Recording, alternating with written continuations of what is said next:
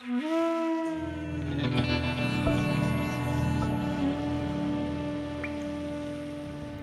কি কখনো তুঁত ফল দেখেছেন যেখানে পরে সেইটুকু মাটির উপর ওর লাল রসের দাগ হয়ে যায়? পড়ে যাবার মতো যন্ত্রণাদায়ক আর কিছু নেই। আমি কত মজদুরকে দেখেছি বড় বড় ইমারত থেকে পড়ে যেতে, পড়ে গিয়ে ঠিক তুঁত ফল হয়ে যেতে। এবার একটু কবিতা থেকে বেরিয়ে একটু গানে আসা যাক।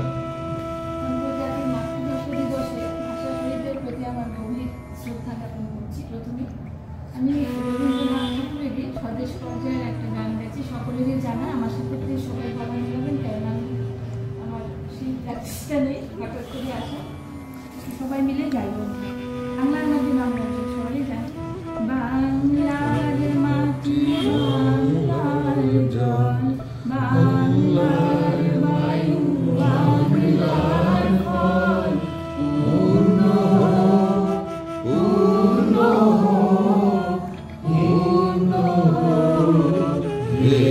ভগবান। বাংলার মাটি বাংলার জল, বাংলার বায়ু বাংলার ফল, পূর্ণ পূর্ণ পূর্ণ হে ভগবান। বাংলার ঘর বাংলার হাস, বাংলার মন বাংলার মাঠ, পূর্ণ পূর্ণ পূর্ণ হে ভগবান। বাংলার মাটি বাংলার জল, বাংলার বায়ু বাংলার ফল, পূর্ণ পূর্ণ পূর্ণ হে ভগবান। বাঙালির পণ বাঙালির আশা, বাঙালির কাজ বাঙালির ভাষা, সত্য হোক সত্য হোক সত্য হোক হে ভগবান। বাংলার মাটি বাংলার জল, বাংলার বায়ু বাংলার ফল, পূর্ণ পূর্ণ পূর্ণ হে ভগবান। প্রাণ বাঙালির মন বাঙালির ঘরে, যত ভাই বোন এক হোক এক হোক এক হোক হে ভগবান। বাংলার মাটি বাংলার জল, বাংলার বায়ু বাংলার ফল, পূর্ণ পূর্ণ পূর্ণ হে ভগবান।